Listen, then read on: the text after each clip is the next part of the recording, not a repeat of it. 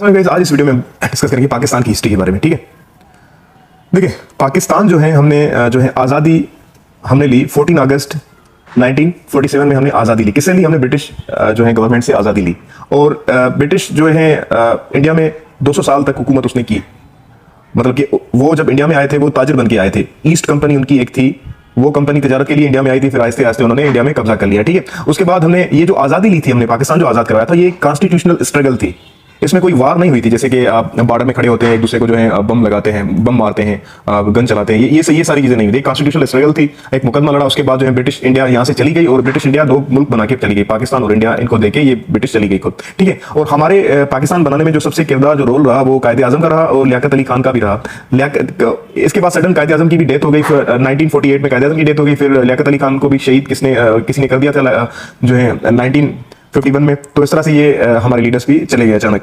और अगर हम बात करें इनकी जो है सर्विसेज की, अगर बात करें लीडरशिप की, इनकी अगर बात करें, देखिए कायदे आजम जो था एक तो कॉन्स्टिट्यूशनल स्ट्रगल की, उसके बाद कायदे आजम ने बहुत हमें मोटिवेशन दी कि आप पाकिस्तानी बन के रहें और मिलके रहें। और दूसरा जो है स्टेट बैंक का इफ्तिताह जो है कायदे आजम ने करवाया। 1 जुलाई 1948 में कायदे आजम ने first state bank of Pakistan का इफ्तिताह हुआ। उसके बाद कायदे आजम ने सलाह दी, एक तो शागिर्दों को दी, स्टूडेंट को दी कि देखिए आप पाकिस्तान अब आजाद हो चुका है, पहले आप सियासत में थे, अभी आप सियासत में ना जाएं, आप अपनी पढ़ाई पर तवज्जो दें। ठीक है, और मुल्क को आगे लेके चलें। और गवर्नमेंट जो है ऑफिशियल्स को भी जो है इन्होंने ये सलाह दी कि देखिए अवाम के जो है आप खादिम हैं, अवाम जब भी आए तो आपके दरवाजे जो है अवाम के लिए खुले हुए हो। तो ये हिदायत की इदारों को। उसके बाद जो है जो भी देखिए हमारे सूबे हैं, कायदे आज़म ने की आज से आप सब पाकिस्तानी हैं, पाकिस्तानी बन के रहें, यही आपकी पहचान है। उसके बाद इकोनॉमी जो है कायदे आज़म ने कहा कि हमारी जो इकोनॉमी है वो इस्लाम पे बेस रहेगी, जिसमें गरीब और अमीर दोनों को जो है अपॉर्चुनिटी मिलेगी। ठीक है, उसके बाद रिफ्यूजीज थी। देखिए पाकिस्तान आज़ाद हुआ तो 65 लाख के करीब जो है महाजिरीन आए, मतलब कि इंडिया से हिजरत करके पाकिस्तान आए। तो उनको मैनेज करना,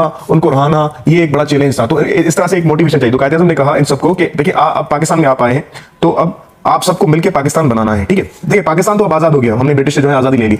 आज़ादी के बाद कुछ जो है मुश्किलें थी। मुश्किलें क्या थी? एक एडमिनिस्ट्रेटिव प्रॉब्लम थी, सोशल प्रॉब्लम थी, पॉलिटिकल प्रॉब्लम्स भी थी। देखिए एडमिनिस्ट्रेटिव ये प्रॉब्लम थी कि देखिए पाकिस्तान आज़ाद हुआ तो कोई जो है गवर्नमेंट की ऑफिसेज नहीं थी, और गवर्नमेंट ऑफिसेज में जो है कोई भी गवर्नमेंट ऑफिशियल्स नहीं थे जिसकी वजह से हम पाकिस्तान की हुकूमत रन कर सकें। मतलब कि कोई बिल्डिंग्स नहीं थी, कोई ऑफिशियल्स गवर्नमेंट के नहीं थे, और दूसरा गवर्नमेंट स्ट्रक्चर नहीं था। मतलब कि अब 4 सूबे तो हैं, अब सेंटर से डीपीओ भी हैं और डीसीओ भी हैं, ये अब ये सूबे हैं। तो इस वजह से इनको मैनेज करना काफी मुश्किल था। पाकिस्तान नया बनाया तो स्ट्रक्चर तो कोई था ही नहीं। और अगर कॉन्स्टिट्यूशनल अगर हम देखिए सोशल प्रॉब्लम्स की अगर बात करें, देखिए पाकिस्तान जैसे कि 65 एक महाजरीन आ गए 65 लाख के करीब, तो उनको मैनेज करना ये भी एक बड़ा चैलेंज था। उसके अलावा जो है पाकिस्तान जब हिजरत ये करके आए तो सफर में काफी ट्रेनों पे, सड़कों पे जो है काफी उनको चोटें लगी, कुछ मर गए, उनको मेडिकल इशूज भी हुए। तो मेडिकल भी एक बड़ा इशू था। पॉलिटिक्स की अगर बात करें, पॉलिटिकल इशू, देखिए पाकिस्तान बना तो हमारे पास कोई आइन नहीं था। 9 साल तक हमारा कोई भी पाकिस्तान में आइन नहीं था। तो हम जो चल रहे थे फिलहाल 1935 के इंडियन एक्ट पे चल रहे थे। तो ये भी कॉन्स्टिट्यूशनल क्राइसिस भी चल रहे थे पाकिस्तान में। उसके बाद कायदे आज़म की एक सडन डेथ हो गई और कश्मीर का भी इशू हो गया, जिसकी वजह से सिक्योरिटी में प्रॉब्लम काफी था। अब पाकिस्तान आजाद हो गया तो वाटर कैनाल का एक प्रॉब्लम हो गया। 1 अप्रैल 1948 में एक वाटर कैनाल का एक प्रॉब्लम हो गया। तो ये जो मसला हम लेके गए, वर्ल्ड बैंक के पास लेके गए, यूएनओ ने ये मसला जो हल किया। उसके बाद एक टीटी आई, ठीक है, सितंबर 1960 में एक टीटी हमने पास करवाई। तो उन्होंने ये कहा कि देखिए जो 4 दरिया हैं, बियास, रावी, सुल्तान, ये इंडिया रख ले, और चिनाब, झीलम और इंडस ये पाकिस्तान हम रखेंगे। तो ये मसला यहाँ पे हल हो गया। अच्छा, उसके बाद अगर हम इकोनॉमिक्स की बात करें, देखिए इकोनॉमिक्स में प्रॉब्लम थी कि नया पाकिस्तान बना था, बैंकिंग सिस्टम नहीं था, इंफ्रास्ट्रक्चर कोई नहीं था, और देखिए नया पाकिस्तान बनाया तो इंटरनेशनल ट्रेड भी नहीं था। तो ये चैलेंजेस हमें थे। देखिए सड़कें नहीं बनी हुई थी, एक शहर दूसरे शहर से जो है लिंक नहीं कर पा रहा था, इंफ्रास्ट्रक्चर पुअर था, इंटरनेशनल ट्रेड कोई नहीं था। दूसरा जो है पाकिस्तान जब आजाद हुआ तो हमें इंडिया जो हमारे जो एसेट्स थे, एसेट्स की भी जो है तकसीम करनी थी। तो इंडिया के पास हमारे थे 75 करोड़ जो है इंडिया के पास थे, हमारे जो इंडिया को देने थे। तो जब आजादी हुई तो उन्होंने सिर्फ खाली हमें 20 करोड़ दिया था। तो उसके बाद तो हमें इन्होंने नहीं दिया था। उसके बाद जो है गांधी जो थी, गांधी महात्मा गांधी, तो उन्होंने वहां पे स्ट्राइक कर दी। उन्होंने कह दिया कि पाकिस्तान देखे आजाद हुआ है तो हमें इनको पैसे देने हैं। तो पहले 20 करोड़ दिए, फिर गांधी ने जो है स्ट्राइक की तो फिर 50 करोड़ बाद में दिए। 5 करोड़ ये कहा जाता है कि अभी भी हमारे इंडिया के पास है जो उन्होंने नहीं दिए। और गांधी ने जो पाकिस्तान के लिए हक पे ये जो बात उठाई थी, तो ये वजह बनती है कि गांधी जी को भी जो है इसलिए मारा गया था इंडिया में, क्योंकि उन्होंने पाकिस्तान के हक में आवाज उठाई थी, उन्होंने भूख जो है हड़ताल की थी। अच्छा, उसके बाद हम बात करेंगे, देखिए पाकिस्तान जब आजाद हुआ तो एक तो एसेट्स की भी तकसीम हुई। उसके बाद जो है स्टेट्स, अब डिवीजन ऑफ स्टेट, मतलब कि जो अभी 562 जो प्रिंसली स्टेट्स थी, मतलब कि जो है आजाद रियासतें थी, शाही रियासतें थी, अब उनको फैसला करना था। देखिए 2 मुल्क बनेंगे, इंडिया और पाकिस्तान। अब इनको ये फैसला करना था कि या तो आप पाकिस्तान में आए या तो इंडिया में जाए। तो फैसला किसे करना था? देखिए या तो आप अपनी मर्जी चलाएं, या तो आप जो है ज्योग्राफिकल ज्योग्राफी का भी आप ख्याल रखें कि वो मुल्क जो है रियासत पाकिस्तान में जाएगी जो पाकिस्तान से मिले। दूसरा, पॉपुलेशन को भी ध्यान में रखें, जो मुस्लिम जहां होगा वो पाकिस्तान में मिलेंगे, जो हिंदू जहां होगा तो इंडिया से मिलेंगे। तो ये एक थी। देखिए, सबसे बड़ी जो रियासत थी कश्मीर भी थी, जूनागढ़ भी थी, हैदराबाद भी थी। देखिए, कश्मीर का जो इशू था, वहां पे जो मुसलमानों की आबादी थी वो 77% जो है मुसलमान कश्मीर में आजाद थे, और वहां का जो राजा था राजा हरी सिंह, तो कश्मीर को कहा गया कि आप पाकिस्तान में शामिल हुए क्योंकि वहां पे मुसलमान आबाद हैं। तो मुसलमान वो चाह रहे थे कि पाकिस्तान में आजाद हों, तो हरी सिंह ने कहा कि मुझे फिलहाल किसी में जो है ऐड नहीं होना, फिलहाल आप मुझे ऐसे ही छोड़ दें। तो खैर उसके बाद जो है पाकिस्तान ने जो है केपीके से मुजाहिदीन गए और वहां पे लड़े। उसके बाद पाकिस्तान आर्मी गई, तो इस वजह से ये जो हरी सिंह है वहां से निकल के भाग गया इंडिया में, क्योंकि हरी सिंह तो एक हिंदू था, वो चाह रहा था कि इंडिया से शामिल हूं। तो उन्होंने एक कॉन्ट्रैक्ट साइन कर दिया कि यहाँ से मैं इंडिया के पास इंडिया को दे दी कश्मीर। उसके बाद जो है हमारे मुजाहिदीन गए और पाकिस्तान आर्मी भी गई, उसके बाद इंडिया की आर्मी भी कश्मीर पे चली गई। तो जो हिस्सा मुजाहिदीन ने फतेह किया, आर्मी ने फतेह किया, तो वो हमें आजाद कश्मीर मिल गई, और उसके बाद जो है जो इंडिया के कब्जे में है वो इंडिया ने ले ली। ठीक है, तो ये कश्मीर का हिस्सा था। अच्छा, दूसरा जो हिस्सा था, एक जूनागढ़ एक रियासत थी, मतलब कि कराची से जो एक रियासत थी वो 480 किलोमीटर कराची से दूर थी। तो इनका जो राजा था उन्होंने एक ऐलान कर दिया था, मतलब 15 सितंबर 1947 में ये ऐलान कर दिया था कि हम पाकिस्तान में शामिल होंगे। उसके बाद जो है इंडिया ने अपनी आर्मी वहां पे भेज दी और इसको भी जो है कैप्चर कर लिया। अच्छा, हैदराबाद, इंडिया का जो हैदराबाद है वहां पे निजाम था, तो उन्होंने भी यही ऐलान कर दिया था कि मुझे पाकिस्तान में जो है जाना है। लेकिन हैदराबाद में उस टाइम जो है पॉपुलेशन जो थी वो हिंदुओं की थी, उस वजह से वहां पे भी इंडिया ने कब्जा कर लिया। ये मसला जो है सिक्योरिटी काउंसिल में भी गया था यूएनओ के पास, लेकिन ये इंडिया ने ले लिया। अच्छा, अब ये जो रियासतें थी 562 ये आजाद रियासतें थी। उसके बाद जो है दूसरी जो है हमें करनी थी, दूसरी थी एक बंगाल और पंजाब। देखिए, बंगाल और पंजाब में जो आबादी थी वो हिंदू और मुस्लिम बराबर थे वहां पे। अब इनकी तकसीम करनी थी। अब इनकी तकसीम कैसे करनी थी? देखिए, इनकी तकसीम जो करनी थी वो हमने क्या किया, एक बाउंड्री कमीशन बना दी, और उसका जो है कमीशन का हेड जो है वो सर साइरस रेडक्लिफ को कर दिया गया, जिसकी वजह से ये रेडक्लिफ अवार्ड के नाम से ये मशहूर है। अब इसमें करना क्या था कि बंगाल और जो है पंजाब को जो है तकसीम करना है। तो उसमें बाउंड्री में ये कहा गया कि पंजाब की साइड जो है 2 पाकिस्तानी आएंगे और बंगाल की साइड भी 2 पाकिस्तानी आएंगे, मतलब कि 2 पाकिस्तान से आएंगे, 2 इंडिया से आएंगे। तो इस तरह से ये बनी गई। तो पाकिस्तान के हिसाब से जो आए पाकिस्तान की तरफ से वो जस्टिस दीन मोहम्मद आए और जस्टिस मोहम्मद मुनीर आए, और इंडिया की तरफ से जस्टिस महर चंद महाजन आए और दूसरा जस्टिस ताज सिंह आए। और बंगाल की अगर हम बात करें तो पाकिस्तान की तरफ अबू सालेह आए अकरम और जस्टिस जो एस ए रहमान आए, और इंडिया की तरफ से जो है बिस्वास आए और बी के मुखर्जी आए। तो बहरहाल ये इस तरह से तकसीम हुई। अगर हम स्टेट्स की बात करें तो पंजाब के जो स्टेट्स थे जैसे गुरदासपुर था, पठानकोट था, बटाला था और फिरोजपुर और जीरा। अब पठानकोट में जो है हिंदू आबाद थे, और ये जो पठानकोट है वो कश्मीर की तरफ से जाता था, एक रास्ता इंडिया से जा रहा था जो कश्मीर की तरफ वो पठानकोट था। अब यहाँ पे मुसलमानों की आबादी थी, तो पठानकोट का बहाना बना के ये भी हमें नहीं दिया गया। तो यहाँ से इंजस्टिस पाकिस्तान की तरफ पाकिस्तान के लिए हो गया। और बंगाल की हम स्टेट्स बात करें तो कोलकाता और मुर्शिदाबाद था। अब कोलकाता में जो वहाँ के जो लोअर कास्ट के 70% जो है हिंदू थे, वो चाह रहे थे कि हम जो है पाकिस्तान के हिस्से में आएंगे, क्योंकि इंडिया में रहेंगे तो हमें वो आज़ादी नहीं मिलेगी, तो पाकिस्तान में हम आएंगे। तो यहाँ पे भी इंडिया ने अपनी आर्मी भेज दी और यहाँ पे भी ये कैप्चर कर लिया। अच्छा, ये तो बात होगी इनिशियल प्रॉब्लम्स और तकसीम की बात होगी। अच्छा, दूसरी अगर हम बात करें ऑब्जेक्टिव रेजोल्यूशन की, देखिए पाकिस्तान बना तो हमारे पास कोई आइन नहीं था, तो कॉन्स्टिट्यूशन क्राइसिस पैदा हो गए थे, हमें आइन बनाना है। और एक तो दूसरी तरफ 2 लोग थे, एक तरफ लिबरल लोग थे, वो चाह रहे थे पाकिस्तान जो है आजाद रहे, मजहब के हिसाब से ना बने। दूसरे मजहबी लोग थे, वो चाह रहे थे मजहब के हिसाब से बने। तो ये कॉन्स्टिट्यूशन क्राइसिस जो पैदा हुए लिबरल और रिलीजियस के बीच में। अब वो पॉइंट्स कैसी थी? देखिए, लियाकत अली खान ने एक अपना जो है वो ऑब्जेक्टिव रेजोल्यूशन पास करवाई थी। ऑब्जेक्टिव रेजोल्यूशन में यही थी कि हाकमियत जो है अल्लाह पाक की होगी, और नाम पाकिस्तान का इस्लामी जमहूरिया पाकिस्तान रखा, और उसके बाद हेड होगा जो है वो मुस्लिम होगा, और सारे कवानीन जो है वो इस्लाम के हिसाब से बनेंगे, और जो है माइनॉरिटीज है उनको हक दिया गया। तो ये बेसिक जो है एक कॉन्स्टिट्यूशन में एक बताया गया कि आने वाला जो है पाकिस्तान उसका कानून किस तरह से होगा, मतलब कि ये आने वाले कानून के एक ऑब्जेक्टिव से एक मकसद थे, मतलब कि आइन जब बनाया जाएगा तो ये ऑब्जेक्टिव रेजोल्यूशन की पॉइंट जो है उसमें शामिल की जाएंगी। ठीक है। अच्छा, अब हम बात करते हैं 1951 से लेके 1956 का पीरियड अगर आप देखें तो उसमें कॉन्स्टिट्यूशनल क्राइसिस पैदा हुए और लीडरशिप क्राइसिस पैदा हुए। देखिए, इस दौरान देखिए लियाकत अली खान की भी डेथ हो गई और कायदे आजम की भी डेथ हो गई। अभी एक क्राइसिस पैदा हो गए। देखिए, अब एक तो कॉन्स्टिट्यूशन नहीं बन रहा था, कोई भी जो है सीरियस एफर्ट नहीं कर रहा था कॉन्स्टिट्यूशन बनाने के लिए। जो भी लीडर्स थे वो अपने मुफाद के लिए वो आ रहे थे कि हम ऐसा कॉन्स्टिट्यूशन बनाए जो हमें फायदा दें, तो उस वजह से डिले होता गया। कॉन्स्टिट्यूशन में 9 साल तक वो कॉन्स्टिट्यूशन बना ही नहीं। अच्छा, अब बात करते हैं, देखिए उस टाइम जो है हमारा जो एक चल रहा था वो ब्रिटिश 1955 चल रहा था, उसके हिसाब से ये जनरल हुए थे, गवर्नर जनरल। जैसे Mohammad Ali Jinnah first governor general था, उसके बाद सर ख्वाजा निजामुद्दीन था, सर गुलाम मोहम्मद था, सिकंदर जो है मिर्जा था। अच्छा, उसके बाद जो है हमारे प्रेसिडेंट स्टार्ट हुए। ठीक है, हमारे प्रेसिडेंट तो सबसे पहले जो है लियाकत अली खान था, ख्वाजा निजामुद्दीन था, मोहम्मद अली बोगरा था, चौधरी रहमान था, और आखिरी जो है हुसैन शहीद सरवंदी था। अच्छा, अब देखिए लियाकत अली खान के बाद जो है कॉन्स्टिट्यूशन कोई नहीं था, फिर कॉन्स्टिट्यूशन बनाने के लिए ख्वाजा निजामुद्दीन आया, उन्होंने एक बाउंड्री जो है basic principle committee Liaquat Ali Khan ने बनाई थी, वो गुजर गया। तो उसके बाद ख्वाजा निजामुद्दीन आया, उसको रिजॉल्व किया कि भाई अब हमें अपना आइन बनाना है। उसके बाद इसको भी फारिग कर दिया गया, फिर मोहम्मद अली बोगरा आया, फिर इसको भी फारिग कर दिया गया, मतलब कॉन्स्टिट्यूशन बन ही नहीं गया था। उसके बाद चौधरी मोहम्मद अली आया, उसने एक अच्छा एफर्ट्स दिखाई और कॉन्स्टिट्यूशन हमारा बन गया, लेकिन इसको भी जो है सिकंदर मिजारी ने इसको भी जो है घर भेज दिया। तो पहला जो हमारा आइन बना तो ये बना 1956 में बना, 23 मार्च में ये बना। इसी की फीचर्स वही है जो ऑब्जेक्टिव रेजोल्यूशन में थी कि आखिर अल्लाह पाक की होगी, इस्लामी नाम पाकिस्तान को दिया गया, हेड जो होगा वो मुसलमान होगा और तमाम जो कानून है वो इस्लामी होंगे, और Islamic way of life Pakistan, Islamic जो है ज़िंदगी है उसको प्रमोट किया जाएगा, इस्लामी जो कानून है उनका तहफ़्फ़ुज़ किया जाएगा, और इस्लामी मुल्कों के साथ रिलेशनशिप को जो है प्रमोट किया जाएगा। ज़कात एक ऑर्गेनाइजेशन बनाई और माइनॉरिटीज़ के हक दिए गए। उसके बाद जुडिशरी को फ्री रख दिया गया। ठीक है, अभी ड्रॉबैक्स इसके फिर आगे माशाल्लाह सिकंदर अली मिर्ज़ा ने जो है लगा दी। उसके बाद जो है अयूब खान आया। ठीक है, सिकंदर अली मिर्ज़ा ने ये जो है माशाल्लाह लगा दी, उसने कहा कि ये आइन भी ठीक नहीं है, तो उसकी वजह से ये आइन जो है खत्म हो गया पहला वाला। उसके बाद अयूब खान जो है वो आया, उसने भी सिकंदर अली मिर्ज़ा को जो है टेक ओवर कर लिया, हालांकि ये माशाल्लाह जो लगाई थी वो अयूब खान के नाम से सिकंदर अली मिर्ज़ा ने लगाई थी। तो उसके बाद 25 दिनों में या 20 दिनों में उन्होंने अयूब खान ने भी उसको घर भेज दिया। उसके बाद इनकी हुकूमत आ गई, उन्होंने भी जो है एक बाउंड्री कमीशन बनाई कि देखें अभी हमें आइन बनाना है। उसके बाद जो है ये इंप्लीमेंट हुआ 29 अप्रैल 1961 में ये इंप्लीमेंट हुआ। उसके बाद हमारा दूसरा आइन जो है तारीख में आ गया। अब अयूब खान का अगर हम दौर देखें तो ये 1958 से लेकर 1969 से तक ये रहा। ठीक है, अब इनके दौर में जो है हमारा आइन जो है कॉन्स्टिट्यूशन हमारा आया, फ्रेम हो गया। तो ये की फीचर जो है इसके ये थे, ये सदारती निज़ाम था और जिसमें सूबों को जो है काफ़ी कम आज़ादी थी। बीडी सिस्टम था, 80,000 एक सेलेक्ट किए गए जिनका काम था प्रेसिडेंट को सिलेक्ट करना और बाकियों को सिलेक्ट करना। तो ये बीडी सिस्टम था और एक इसमें यूनिकैमरल था, मतलब कि सिर्फ एक हाउस था। उसके बाद जो है कोर्ट्स बनाई गई, सुप्रीम कोर्ट को बनाया गया, हर सूबों में हाई कोर्ट को भी इसमें बनाया गया। ये बाकी जो बातें हैं ये ऑब्जेक्टिव रेजोल्यूशन की हैं, हाकिमियत अल्लाह पाक की होगी ना।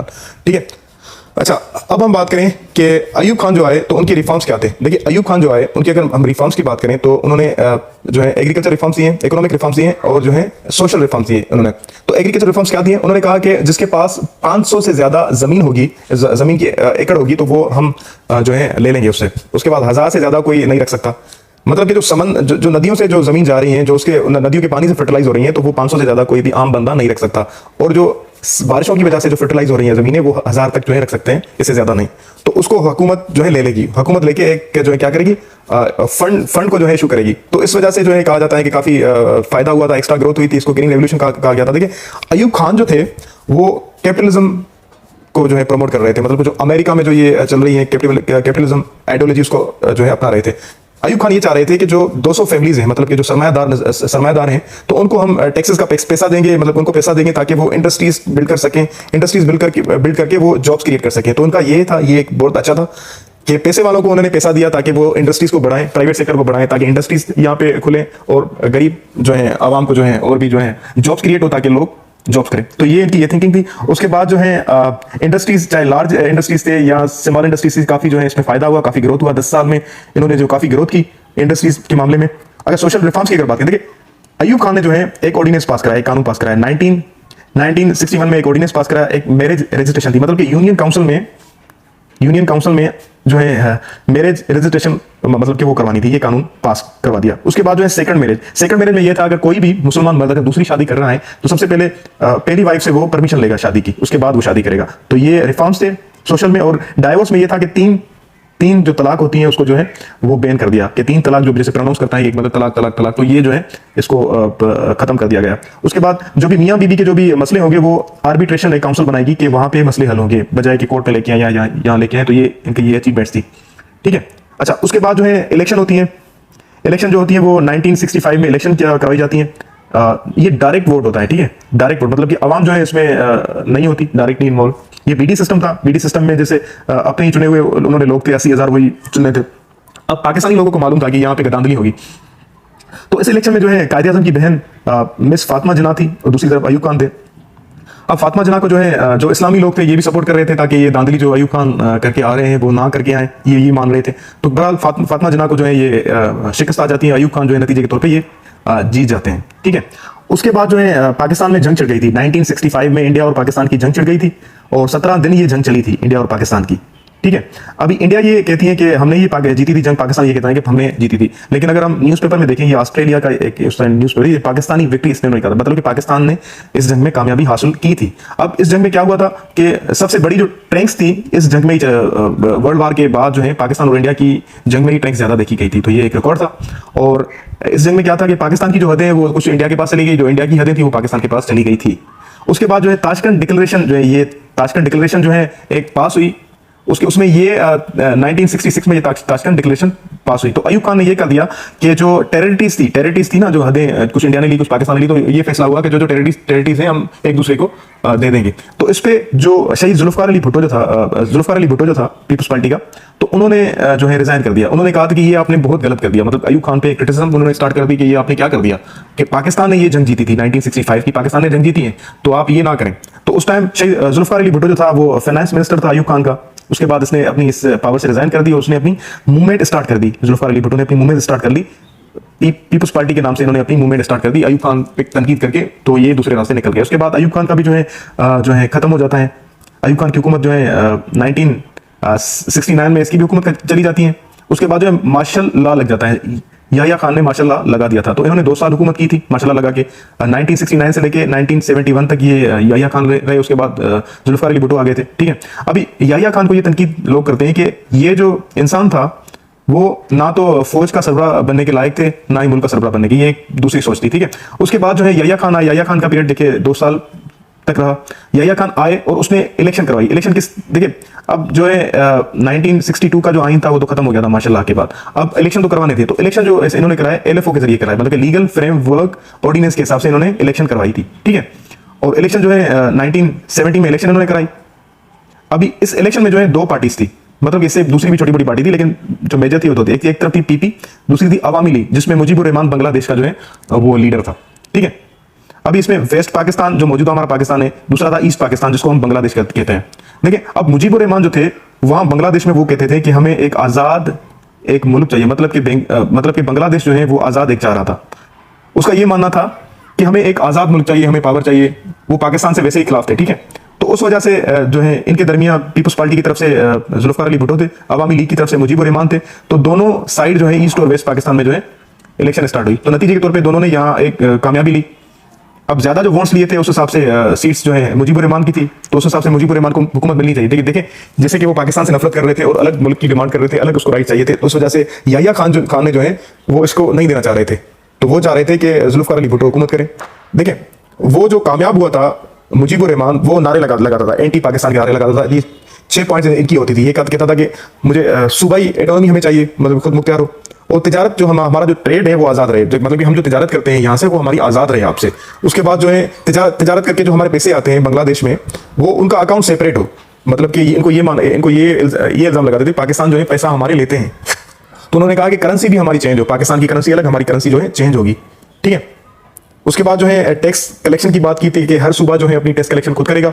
उसके बाद इन्होंने कहा कि सेपरेट फोर्स होगी और पार्लियामेंट फोर्स होगी, मतलब कि ये सारी बातें जो कर रहा था ये एक अलग मुल्क बनाने के लिए कर रहा था मुजीबुर रहमान। इसकी वजह से जो है इनको हुकूमत नहीं दी गई। उसके बाद जो है बांग्लादेश में जो है एक किस्म की एक जंग छिड़ गई, वहाँ के हालात खराब हो गए, लोग प्रोटेस्ट करने निकल पड़े और पाकिस्तान के अगेंस्ट हो गए। उसके बाद जो है इंडिया और पाकिस्तान की जो है जंग स्टार्ट हो गई 1971 में। इंडिया और पाकिस्तान की जंग भी स्टार्ट हो गई थी, वहाँ पे वो भी मसले चल रहे थे शेख मुजीबुर रहमान के। अब इंडिया जो चाह रही थी पाकिस्तान से जो बांग्लादेश वो अलग ही अलग हो, ठीक है। अब बांग्लादेश लिबरेशन जो आर्मी थी उसको जो है इंडिया जो सपोर्ट कर रही थी, इनकी जो एजेंसी है मतलब कि उसको ट्रेनिंग देना, पैसे देना, हथियार देना, वो इंडिया की जो है एजेंसी कर रही थी। उसके बाद पाकिस्तान की आर्मी आ गई। पहले जो है पाकिस्तान की आर्मी ने जो है ऑपरेशन स्टार्ट की, उसके बाद इन्होंने स्टार्ट कर दी, तो इस वजह से ये हो गया। अच्छा, अगर हम बात करें जो है मतलब कि ये बांग्लादेश हमसे क्यों जो है चला गया, तो इसके वजूहत जो हम बात करेंगे, इसके रीजन एक था ज्योग्राफिकल डिस्टेंस था, ठीक है। ये पाकिस्तान है, ये बांग्लादेश है, जो बीच में इंडिया आ रही थी, तो ये 16 किलोमीटर जो है ये काफी दूर था, मतलब कि जमीनी राब्ता हमारा उस हिस्से से नहीं था, इसकी वजह से ये भी इशू था। दूसरा लैंग्वेज का इशू था, मतलब कि एक तरफ बंगाली थे, बांग्लादेशी थे, दूसरी तरफ से जो है पंजाबी थे। तो ये बांग्लादेश है, ये जो है पाकिस्तान है। तो वेस्ट पाकिस्तान में पंजाबी जो है 70% थे, यहाँ पे बंगाली 70% थे आबादी में, तो इस वजह से लैंग्वेज का भी इशू था। दूसरा डेमोक्रेटिक राइट्स, ये इनका मानना था कि हमें डेमोक्रेटिक राइट्स नहीं मिल रहे, मतलब कि 90% जो है हुकूमत में जो है पावर जो है वो वेस्ट पाकिस्तान का है, बांग्लादेश का नहीं है। तो ये हमें जो है हक नहीं मिल रहे हैं। दूसरी तरफ ये मान रहे थे कि ब्यूरोक्रेसी में भी जो है पंजाबी हैं और आर्मी में जो भी हैं पंजाबी हैं, हमें बांग्लादेशियों को आज़ादी नहीं मिल रही, इस वजह हमें राइट्स नहीं मिल रहा, तो इस वजह से ये भी एक रीज़न माना जाता है।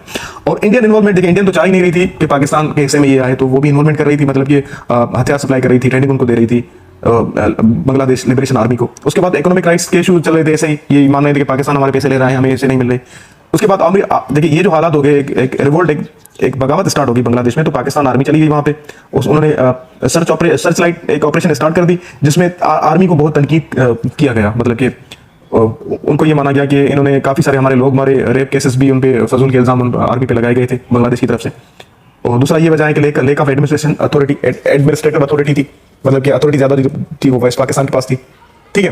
तो इसके साथ ये इश्यूज थे, ठीक है। अब 71 में तो 1971 में तो बांग्लादेश हमसे आज़ाद हो गया।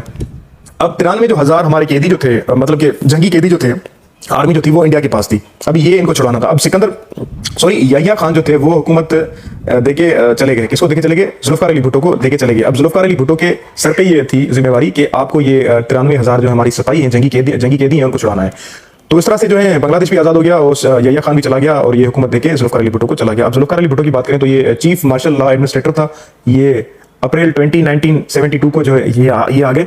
अब इनकी रिफॉर्म्स की अगर बात करें कि इन्होंने आके ये कौन से रिफॉर्म्स में जो है पाकिस्तान के लिए किए, देखिए भुट्टो साहब जो आए थे वो सोशलिज्म लेके आए थे। हमने अयूब खान का देखा era, वो क्या कर रहा था, वो अमीरों को पैसे दे रहा था ताकि वो इंडस्ट्रीज बनाए और जॉब्स क्रिएट करें। लेकिन सोशलिज्म जो लेके आए वो भुट्टो साहब लेके आए। उनका ये मानना था कि जब तक हम गरीबों को आगे नहीं उठाएंगे तब तक हम आगे नहीं बढ़ेंगे। अयूब खान दूसरी तरफ ये कहता था कि गरीबों को पैसा देना फायदा नहीं है, क्योंकि वो कुछ नहीं करेंगे। अगर अमीरों को देंगे तो वो जॉब्स क्रिएट करेंगे, इंडस्ट्रीज आगे लेके चलेंगे, प्राइवेटाइजेशन भी इससे होगी। अच्छा, दूसरी अगर हम बात करें कि अगर इन्होंने रिफॉर्म्स, इकोनॉमिक एक रिफॉर्म्स दिए, एग्रीकल्चर रिफॉर्म्स दिए और लेबर रिफॉर्म्स दिए। अब इकोनॉमिक रिफॉर्म्स में उसने सब्सिडी दी। सब्सिडी क्या होती है कि हुकूमत अपने खर्चे से जो पैसे देती है ताकि वो चीज़ें आवाम को सस्ती पड़ सके। तो सीड्स उन्होंने दी, फर्टिलाइजर्स दिए, ट्रैक्टर्स दिए किसानों को ताकि वो जमीनों पे काम कर सके। उसके बाद जो स्केल है, देखिए जॉब में स्केल्स होते हैं ना जो भी, तो भुट्टो साहब ने वो स्केल्स सारे खत्म कर दिए। उसने कहा कि स्केल्स कोई भी नहीं है, आप अपने हिसाब से सारे सब काम करें। अच्छा, उसके बाद लोन फैसिलिटी थी, गरीबों को लोन मिलता था और जो गरीब स्टूडेंट थे उनकी फीस जो थी माफ की जाती थी। उसके बाद जो है जो बेवा होती थी, मतलब कि जिन औरतों के हस्बैंड डेथ हो जाती थी, मतलब कि ड्यूरिंग द सर्विस, तो उनको पेंशन दी जाती थी, ठीक है। और पुलिस एम्प्लॉइज जो थे उनको भी काफ़ी सारे जो है रिफॉर्म्स उन्होंने किए थे। अगर एग्रीकल्चर की हम बात करें, उन्होंने भी उस हिस्से में भी जुल्फकार अली भुट्टो ने काफ़ी रिफॉर्म्स किए, जैसे कि अयूब खान ने भी लगाए थे, तो उन्होंने भी ये लगाए थे कि मतलब कि 500 अगर जिसकी होगी तो उसमें से सिर्फ वो 150 रखेगा, बाकी सिर्फ 150 ही रख सकता है। मतलब कि जो एरीगेटेड लैंड, मतलब कि जो नदियों से जाती हैं, जो कि नदियों के पानी से फर्टिलाइज जो ज़मीनें होती हैं, अगर वो 500 किसी के पास होगी तो वो सिर्फ 150 रख सकता है। और दूसरी जो ज़मीनें बारिशों के पानी से फर्टिलाइज होती हैं, तो वो अगर उसके पास 1000 होगी तो वो उसमें 300 सिर्फ रखेगा। तो ये एक जो है थे एग्रीकल्चर के रिफॉर्म्स। अगर लेबर के रिफॉर्म्स की बात करें, देखिए सोशलिज्म जो है वो सोशलिज्म जो है वो लेबर की पार्टी मानी जाती है। मतलब कि अगर रशिया में देखें तो वो मजदूरी के हिसाब से ही है। तो भुट्टो साहब जो है कि वो लेबर राइट्स के उन्होंने बात की। फर्स्ट टाइम पाकिस्तान में जिसने लेबर्स की राइट्स की बात की वो जुल्फकार अली भुट्टो ने की थी। तो उन्होंने ये कहा कि अगर किसी भी लेबर को अगर इंजरी हो जाएगी तो उनको हम पैसे देंगे, ठीक है। और दूसरा, अगर ओल्ड एज के कोई भी मजदूर हैं तो उनको हम पेंशन देंगे। तो ये रिफॉर्म्स भुट्टो साहब के थे। अगर जो है इंडस्ट्रीज के हवाले से अगर देखें तो उन्होंने इंडस्ट्रीज 1972 में एक ऑर्डिनेंस पास करवाया, जिसपे जो है नेशनलाइजेशन की पॉलिसीज थी। बस नेशनलाइजेशन की पॉलिसी क्या होती है, देखिए अयूब खान ने जो है ये 20 इंडस्ट्रीज जो है बिल्ड की थी, जैसे जिसमें आयरन एंड स्टील इंडस्ट्री थी, हेवी इंजीनियरिंग और ऑटोमोबाइल की थी, ट्रैक्टर असेंबलिंग जो है इसकी थी, ऑयल गैस और गैस रिफाइनरीज की थी। तो जब भुट्टो साहब आए तो ये तो प्राइवेटाइजेशन थी, तो उन प्राइवेट जो है इंडस्ट्रीज को इन्होंने क्या कर दिया कि नेशनलाइज्म की कर दिया, मतलब कि पाकिस्तान की हुकूमत से जोड़ दिया। मतलब कि इन्होंने कहा कि आज से इन इंडस्ट्रीज को जो है हम रन करेंगे। अब जिन 200 फैमिलीज थे, जो सरमायादार फैमिलीज थी, इन्होंने अपना पैसा इन्वेस्ट किया था अयूब खान के दौर में। 10 सालों में अयूब खान ने इनको फीड किया था ताकि ये अपने एफर्ट्स लगाएं और जॉब्स क्रिएट कर सके और इंडस्ट्रीज को आगे लेके चले। तो भुट्टो साहब ने जो है इनको जो है टेक ओवर कर लिया कि आज से जो है इनका कंट्रोल जो है हमारा होगा। तो जिन्होंने भी इनमें इन्वेस्टमेंट की थी वो सारे निकल गए, क्योंकि वो डिमोटिवेट हो गए। तो ये मेरे ख्याल से ये भुट्टो साहब का एक एक्शन सही नहीं था, क्योंकि पाकिस्तान में आज भी इंडस्ट्रीज की कमी, अगर इंडस्ट्रीज होती हैं तो एक्सपोर्ट ज़्यादा होती है और पाकिस्तान तरक्की करता है। तो हुकूमत ने इन्होंने कंट्रोल संभाल दिया। ठीक है, दूसरा जो था, जो लाइफ इंश्योरेंस थी, तो उनको स्टेट लाइफ में जो है ऐड कर लिया। जितनी भी छोटी छोटी कंपनीज थी वो स्टेट लाइफ में कर दिया, इसको ऐड बना दिया 19 मार्च में, और 1972 में ये कर दिया। उसके बाद बैंक जो थी, जितनी भी छोटी बैंक्स थी वो तमाम बैंक्स को जो है स्टेट ऑफ बैंक में ऐड कर दिया, उसको हेड बना दिया गया। जितनी भी छोटी प्राइवेट बैंक्स थी उसको गवर्नमेंट में कर दिया। दूसरा एजुकेशनल रिफॉर्म्स की अगर बात करें, जो भी प्राइवेट के स्कूल थे छोटे बड़े, वो सारे जो है गवर्नमेंट में कर दिए कि तमाम जो है स्कूल वो आज के गवर्नमेंट के होंगे। तो इससे तनकीद भी भुट्टो साहब को बहुत हुई। अच्छा, दूसरा जो भुट्टो साहब का जो है बड़ी अचीवमेंट मानी जाती है, वो मानी जाती है शिमला एग्रीमेंट, जो 1972 में हुई थी। ठीक है, अभी इसमें क्या हुआ था देखें, जो जंग हुई थी पाकिस्तान की 1965 में, उस जंग में जो है जो जंग हमारी हुई थी 1971 में, जिस टाइम बांग्लादेश हमारा जो है हमसे अलग हो गया था, तो उसमें 93,000 जो हमारे जो है फौजी थे, वो इंडिया ने उनको जंगी कैदी बना दिया था। अब उनको आज़ाद करवाना था। यहिया खान तो भुट्टो साहब को हुकूमत देके चले गए थे, अब इनका ही काम था कि वो लेके आए। तो इन्होंने क्या कर दिया कि शिमला एग्रीमेंट उन्होंने साइन कर दी। यहाँ पे आप देखें इंदिरा गांधी है, यहाँ पे भुट्टो साहब हैं बैठे हुए हैं, तो ये एग्रीमेंट हो रही है। तो भुट्टो साहब ने बेसिक अगर एग्रीमेंट की अगर बात करें, तो भुट्टो साहब ने कहा कि देखिए आज से जो हमारी जो ये टीटी होगी, तो वो यूएनओ चार्टर के हिसाब से होगी।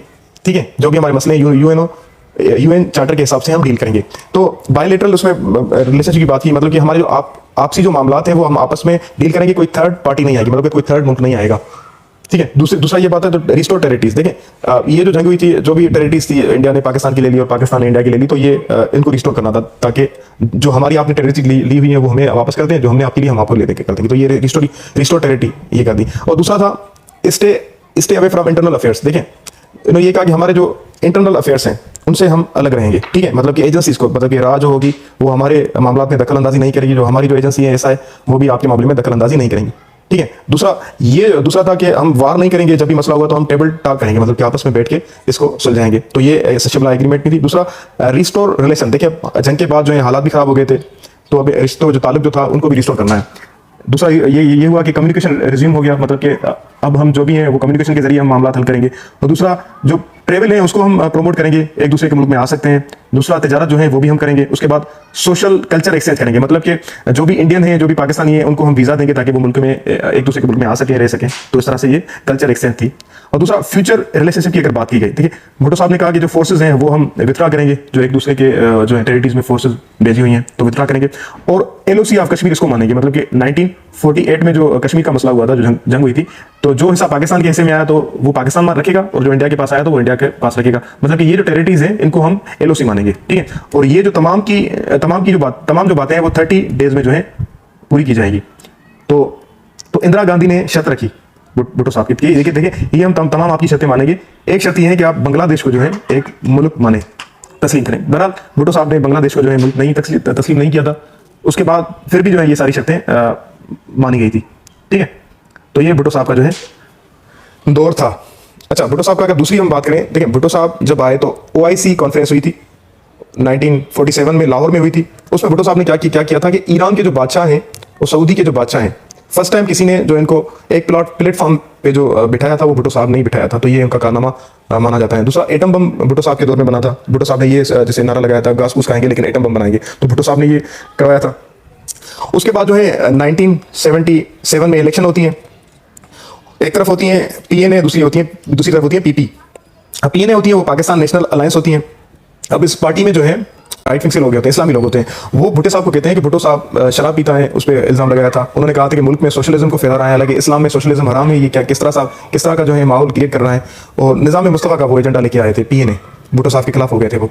तो एक तरफ से शहीद जुल्फ़िकार अली भुट्टो, दूसरी तरफ थी अपोजिशन। तो उसके बाद जो है इलेक्शन हुई थी। ठीक है, इलेक्शन का नतीजा ये था कि भुट्टो साहब वो जीत गए थे इलेक्शन, लेकिन PNA जो पार्टी थी उन्होंने एक मूवमेंट स्टार्ट कर दी, वो मान नहीं रही थी इलेक्शन को। उसके बाद जो है इसका नतीजा ये निकला कि मार्शल लॉ लग गया, ज़िया हक ने मार्शल लॉ लगा दिया और 5 जुलाई और 1997 को जो है ये हुकूमत को जो है खत्म कर लिया गया।